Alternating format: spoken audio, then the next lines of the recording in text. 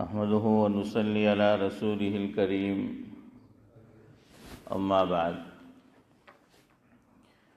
فقد قال الله تبارك وتعالى في القرآن المجيد والفرقان الحميد فأعوذ بالله من الشيطان الرجيم بسم الله الرحمن الرحيم ياسين والقرآن الحكيم إنك لمن المرسلين على صراط مستقيم تنزيل العزيز الرحيم لتنذر قوما ما أنذر آباؤهم فهم غافلون لقد حق القول على أكثرهم فهم لا يؤمنون۔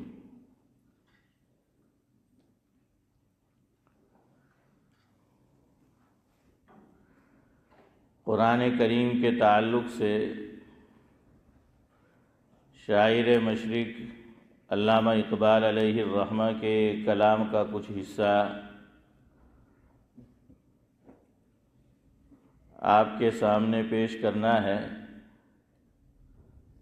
شاعر مشرق نے لکھا ہے کہ ہر لحظہ ہے مومن کی نئی شان نئی آن، ہر لحظہ ہے مومن کی نئی شان نئی آن، گفتار میں کردار میں اللہ کی برہان، غفاری و قہاری و قدوسی و جبروت، یہ چار عناصر ہو تو بنتا ہے مسلمان۔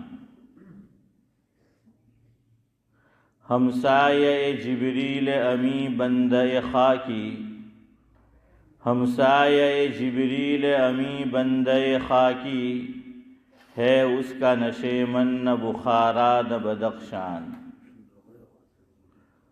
اور اصل شعر یہ ہے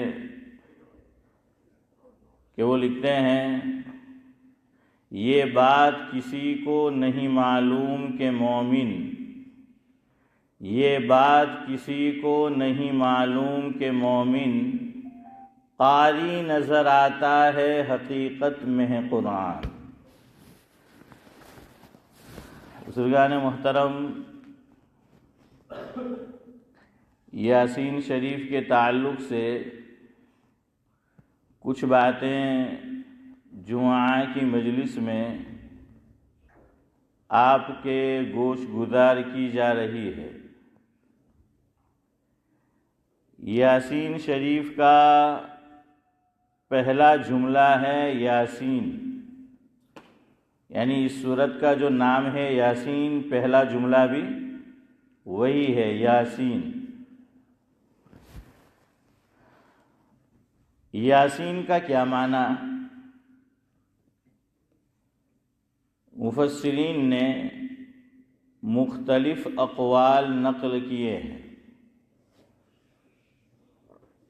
ان میں سب سے محقق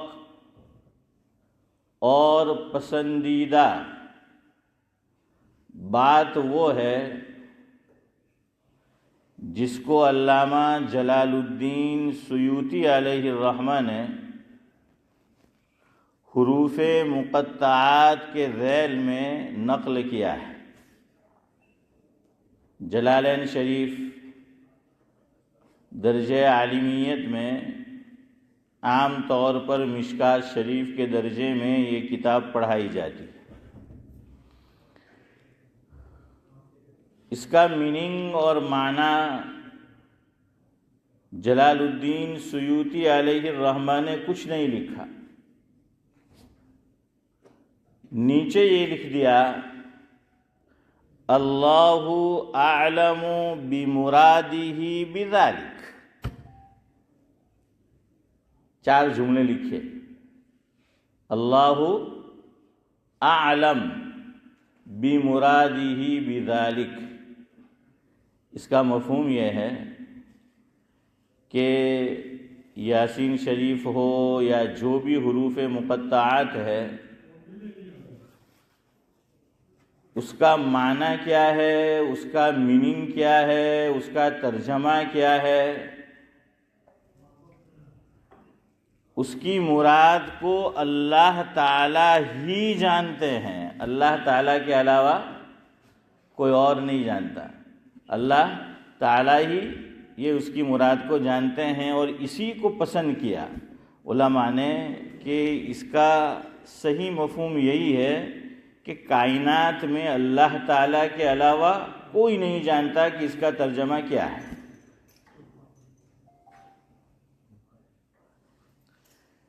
ایک اور بات مفسرین نے یہ لکھی ہے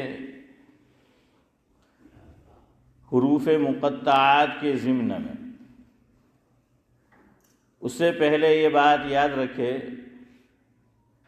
کہ قرآن کریم کی جتنی بھی آیات ہے، از اول تا آخر پورا قرآن کریم، اس کو اگر ہم تقسیم کریں تو 3 اقسام ہیں۔ نمبر 1 محکمات، کون سی آیتیں ہیں؟ محکمات۔ نمبر 2 متشابہات۔ نمبر 3 مقطعات۔ ویسے دوسرے کے ضمن میں تیسرے کو بھی داخل کرنا چاہے تو داخل کر سکتے ہیں، لیکن علماء نے اس طرح بھی اس کو لکھا ہے کہ جتنی بھی آیات ہے اس کی 3 قسمیں ہیں۔ نمبر 1 محکمات، نمبر 2 متشابہات، اور نمبر 3 مقطعات۔ یہ جو حروف مقطعات ہے، مفسرین نے یہ لکھا کہ اللہ رب العزت نے جتنی بھی آسمانی کتب نازل فرمائی، ان میں کچھ نہ کچھ راز ہوا کرتے تھے۔ جتنی بھی آسمانی کتب اللہ تعالیٰ نے نازل کردہ کتب، اس میں کچھ راز ہوا کرتے تھے۔ وسر القرآن فواتح السور، اور قرآن کریم کے راز سورتوں کے اوائل ہے۔ اوائل کا معنی کہ سورتوں کے شروع میں جو الفاظ آئے ہیں، یعنی حروف مقطعات جہاں آئے ہیں، اور ایسی کل کتنی صورتیں ہیں؟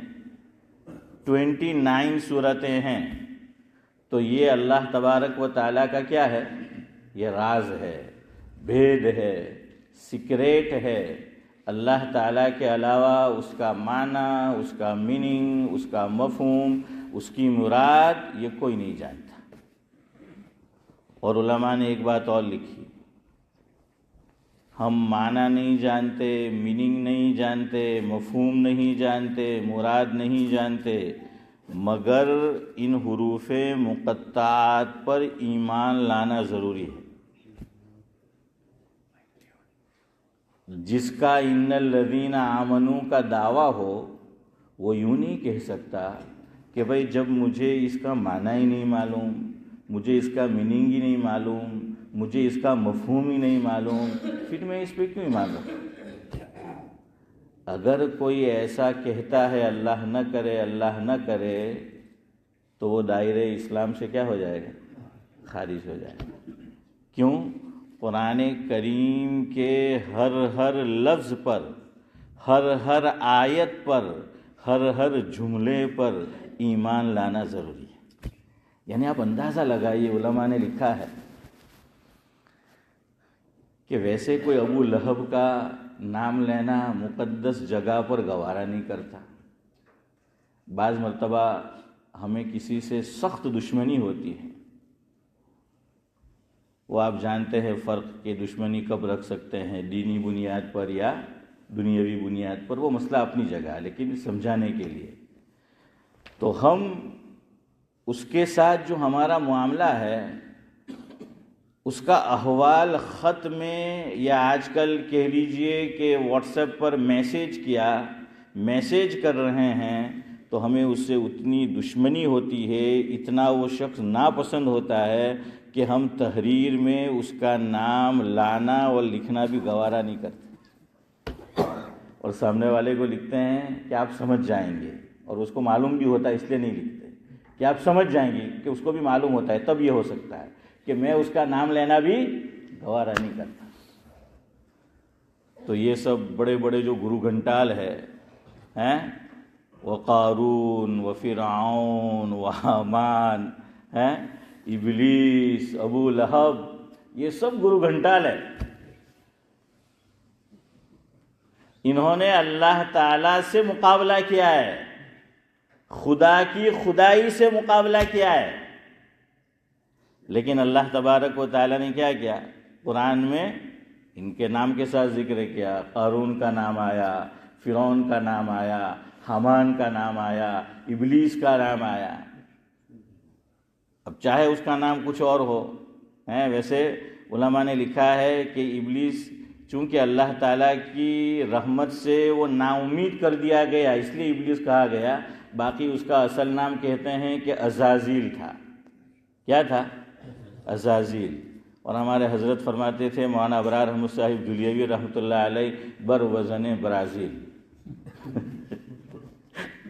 تو خیر بہرحال شیخ سعدی علیہ الرحمہ نے کیا ہے، اسی کو ذکر کیا ہے کہ تکبر عزازیل را خار کرد بزندان لعنت گرفتار کرد۔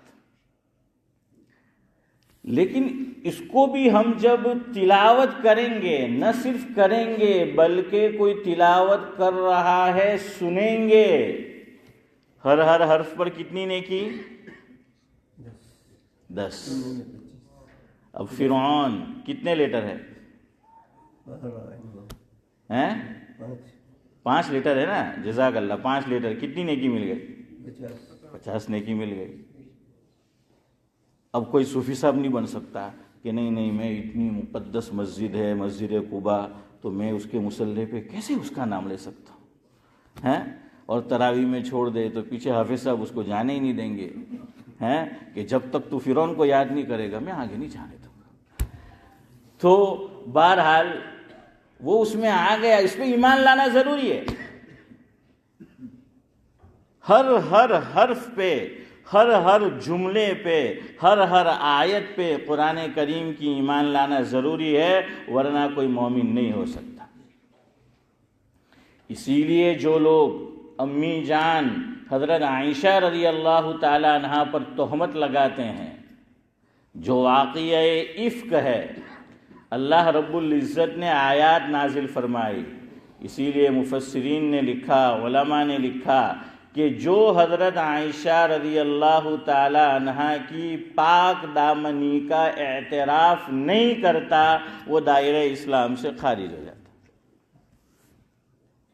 اب آپ جانتے ہیں ایسے کون لوگ ہیں، بڑی شین یا عین اور ایک جملہ، ایک لیٹر آپ سمجھ لینا، اور جن کا یہ عقیدہ ہو وہ لڑکا ہے اس خاندان کا، ہمارے گھرانے کی، ہمارے خاندان کی لڑکی کا نکاح اس سے نہیں ہو سکتا۔ اگر وہ لڑکی ہے ادھر کی، ہمارے خاندان کے کسی لڑکے کا نکاح اس سے نہیں ہو سکتا، جبکہ وہ یہ اعتقاد رکھتا ہو، اس کا یہ عقیدہ ہو، نقل کفر نہ باشد، کہ امی جان حضرت عائشہ رضی اللہ تعالی عنہ نے، پھر بھی میں نہیں بولوں گا کہ نہ کرنے کا کام کیا تھا، اور جو وہ الزام دھرتے گرچہ ان میں کیا ہے، فرقے ہیں، اور مجموعی طور پر ان پر حکم نہیں لگایا گیا، وہ ان سے پوچھا جائے گا، معلوم کیا جائے گا کہ ان کا عقیدہ کیا ہے، اور پھر جو ہے وہ حکم لگے گا۔ لیکن بہرحال میں آپ کو یہ بتا رہا تھا کہ قرآن کریم کی کسی بھی آیت کا انکار کرنا یہ بندے مومن کو دائرہ اسلام سے خارج کر دیتا ہے۔ تو اسی طرح جس طرح حضرت عائشہ رضی اللہ تعالی عنہ کی برات ظاہر کی گئی، اس پر ایمان ضروری ہے۔ یہ جو حروف مقطعات شروع میں آئے ہیں اس پر بھی ایمان کیا ہے، یہ ضروری ہے، چاہے ہم اس کا معنی، میننگ، مفہوم یہ نہیں جانتے۔ تو بہرحال پہلا لفظ ہے یاسین، تو اس کا صحیح معنی، صحیح ترجمہ یہی ہے کہ I don't know, we don't know, ہے کہ ہمیں نہیں معلوم. اللہ اعلم بمرادہ بذالک، کہ اس کا جو میننگ ہے، مفہوم ہے، ترجمہ ہے، معنی ہے، یہ کون جانتا ہے؟ صرف اور صرف اللہ رب العزت اس سے واقف ہے، اور اللہ رب العزت وہ اسے جانتے ہیں. اللہ جزائے خیر دے حضرات مفسرین کو کہ انہوں نے کیا کیا علوم کے دریا بہا دیے. فرمایا اس کے لانے کا بھی ایک فائدہ ہو گیا، حروف مقطعات کے ذکر کرنے کا ایک فائدہ. کیا فائدہ؟ امتحان ہے، یہ پرکھ. اللہ تعالیٰ کے جو احکامات ہیں، احکام الہی، وہ دو طرح کے ہیں. کتنے ہیں؟ دو طرح کے. ایک وہ احکامات ہے جو میری اور آپ کی عقل میں آ جاتے ہیں، اس کی حکمت، اس کی مصلحت، وہ ہم جانتے ہیں، عقل قبول کرتی ہے، دماغ میں آ جاتا ہے کہ بھائی اللہ تعالیٰ نے یہ حکم کیوں دیا، وہ ہمیں معلوم ہے. اب معلوم ہے، عقل میں آ گیا، سمجھ میں آ گیا، تو کیا کر لیا؟ قبول کر لیا. کچھ احکامات وہ ہیں جو عقل میں نہیں آتے. کہاں نہیں آتے؟ عقل میں نہیں آتے، عقل قبول نہیں کرتی. لیکن چونکہ اللہ تعالیٰ کا حکم ہے، حکم الہی ہے، احکامات الہیہ ہے، اس کو ماننا ضروری ہو جاتا ہے. اور اگر وہ کرنے کے کام ہے، کرنا ضروری ہو جاتا ہے. چھوڑنے کے کام ہے، چھوڑنا ضروری ہو جاتا ہے. آج کل لوگ سوال کرتے ہیں نا، مجھ سے بھی سوال کیا تھا کرنے والے کہ بھائی اسلام میں خنزیر کیوں حرام ہے؟ لوگ حکمت پوچھتے ہیں کہ بھائی کیوں حرام ہے. اب پہلے دور میں حضرت مولانا کے وقت میں پتہ نہیں تھا کہ نہیں، میں نے بھی دارالعلوم اشرفیہ میں پڑھا ہے، اور ہمارے بزرگ و محترم سابق امام مسجد ہذا حضرت مولانا اسماعیل صاحب دامت برکاتہم العالیہ، انہوں نے بھی وہاں پڑھا ہے. تو حضرت مولانا میرے وقت میں اشرفیہ میں کیا تھا، جو پیچھے کی جگہ ہے جہاں درسگاہ ہے، حضرت شیخ اجمیری بھی پڑھاتے تھے، پیچھے کی جگہ خالی تھی، اور وہاں ڈکر ہی ڈکر ہوا کرتے تھے. پتہ نہیں آپ کے وقت میں تھے کہ نہیں. تو خنزیر ہی خنزیر، سور ہی سور، ڈکر ہی ڈکر تھے. ہاں، اور اتنی گندگی وہاں. اور یہ خنزیر جو ہیں، سور جو ہیں، گندگی میں رہنے کو ہی پسند کرتا ہے. اس لیے دیکھیے، علماء کو بھی حضرت تھانوی نے لکھا ہے، ہر چیز میں حکمتیں نہیں بیان کرنی چاہیے اللہ کے حکم میں کہ یہ حکمت، یہ حکمت. ورنہ بعض مرتبہ یہ ہو جاتا ہے، ہم نے جو بتایا وہ کہتا ہے کہ نہیں نہیں فلاں جگہ تو یہ حکمت نہیں پائی جاتی، پھر وہ نہیں مانے گا. اسے یوں کہو کہ بھائی ہم نہیں جانتے، یا حکمت بتاؤ تو کہو کہ میرا ذہن یہ کہہ رہا ہے، لیکن میں 100% یہ نہیں کہہ سکتا کہ یہی حکمت ہے. بھائی اللہ جانتے. ہم اس لیے مانتے ہیں کہ اللہ نے کہا. ہم کیوں مان رہے ہیں؟ ہم اس لیے مان رہے ہیں کہ اللہ نے کہا. اب پرانے دور میں لوگ خنزیر نہ کھانے کی حکمت، اس کا گوشت، سور اور ڈکر کا کیا بتاتے کہ وہ تو گندگی میں رہتا ہے، بہت گندا ہوتا ہے. اب آج کل یہ لوگ باقاعدہ اس کو صفائی ستھرائی کے نظام کے ساتھ پالتے ہیں. یہاں بھی پتہ ہے نا، اب تو وہ صفائی ستھرائی کے نظام میں پلا، تو اب کیا اس کو حلال کر دیں گے؟ اس کا گوشت حلال ہو جائے گا. حالانکہ قرآن کہہ رہا ہے 1 سے زائد مرتبہ، انما حرم علیکم المیتۃ والدم ولحم الخنزیر. قرآن کہہ رہا ہے. ہمیں نہیں معلوم کیا حکمت ہے، لیکن چونکہ اللہ تبارک و تعالیٰ کا حکم ہے، اس لیے بغیر چوں و چرا ہم اسے کیا کرتے ہیں؟ تسلیم کرتے ہیں، اسے مانتے ہیں. تو اللہ تعالیٰ نے بعض احکامات ایسے دیے ہیں، اس میں میرا آپ کا ان الذین آمنوا کا ٹیسٹ ہے،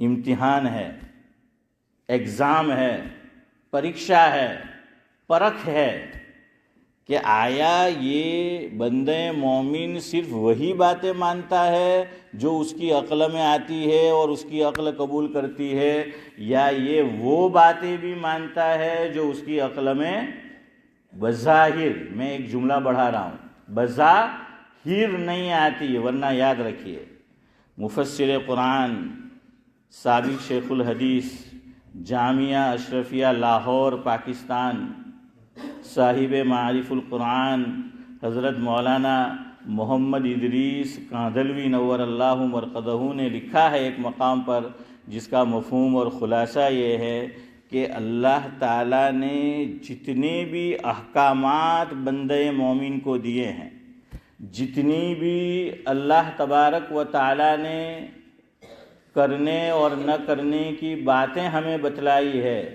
فرمایا کہ کوئی ایک حکم اللہ تعالیٰ کا خلاف عقل نہیں ہے۔ یاد رکھنا، ہم یہ بھی نہیں بول سکتے کہ خلاف عقل ہے، کوئی ایک حکم اللہ تعالیٰ کا خلاف عقل نہیں ہے، یعنی عقل کے خلاف نہیں، بلکہ ایک جملہ حضرت نے وہاں بڑھایا اور یہ لکھا کہ جو باتیں ہماری سمجھ میں نہیں آ رہی وہ فوق العقل ہے۔ وہ کیا ہے؟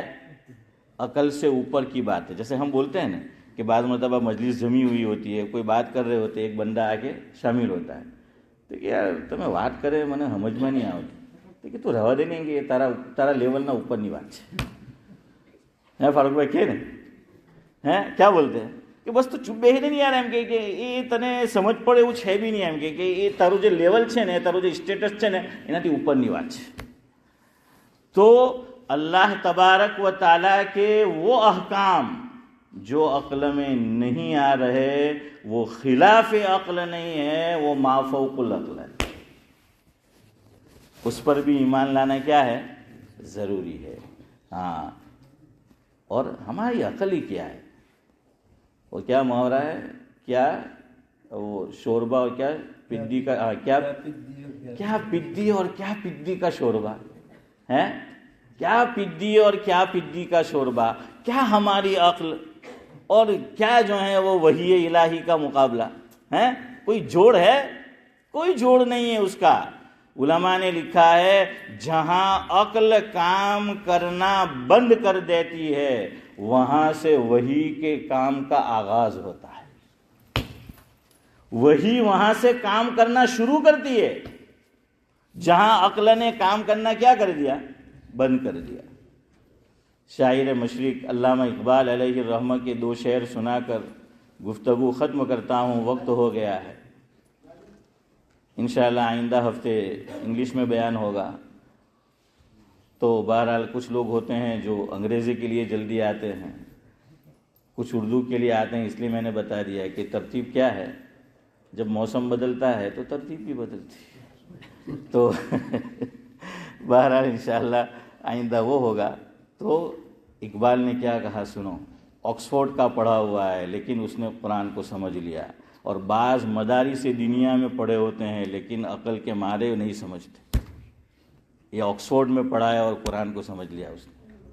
شاعر مشرق علامہ اقبال علیہ الرحمہ کہتے ہیں عقل عیار ہے سو بھیس بنا لیتی ہے۔ عقل عیار ہے، عیار جانتے ہیں نا؟ ہاں، عقل عیار ہے سو بھیس بنا لیتی ہے، عشق بیچارہ نہ ملا ہے نہ زاہد نہ حکیم۔ ہاں، میرے عشق، اللہ سے محبت ہوگی، اللہ کا ہر حکم ماننا آسان ہو جائے گا۔ وہ کہتے ہیں نا کہ محبت تجھے آداب محبت خود سکھا دے گی، ہے نا؟ تو اللہ سے عشق ہوگا تو سب کچھ سمجھ میں آ جائے گا۔ عقل کھوپڑی میں اور عقل میں اللہ کا حکم نہیں آ رہا ہے تو شاعر مشرق علامہ اقبال علیہ الرحمہ نے اس کا علاج بتایا ہے، کسی مولوی نے نہیں، آکسفورڈ سے پڑھے شخص نے علاج بتایا ہے، چونکہ وہ قرآن کو سمجھا ہے، دین کو سمجھا ہے۔ اقبال یہ لکھ گئے ہیں کہ اگر تمہیں اللہ کا کوئی حکم سمجھ میں نہیں آتا، حدیث کا میں کوئی حضور کا ارشاد سمجھ میں نہیں آتا، قرآن کی کوئی بات سمجھ میں نہیں آتی، کہاں تمہیں اپنی عقل پہ ناز ہے، اپنی کھوپڑی پہ ناز ہے، اپنی خیرت پہ ناز ہے، خیرت مندی پہ؟ تو اقبال نے لکھا کہ خرد کے پاس خبر کے سوا کچھ نہیں ہے، عقل خرد کے پاس خبر کے سوا کچھ نہیں ہے، تیرا علاج نظر کے سوا کچھ نہیں۔ نظر یعنی اہل نظر، اہل اللہ، اللہ والے۔ اسی لیے اکبر الہ آبادی نے کہا کہ نہ مدرسوں سے، نہ وعظوں سے، نہ زر سے پیدا، نہ مدرسوں سے، نہ وعظوں سے، نہ زر سے پیدا، دین ہوتا ہے بزرگوں کی نظر سے پیدا۔ سبحان اللہ و بحمدہ، سبحانک اللہم و بحمدک، نشہد ان لا الہ الا انت۔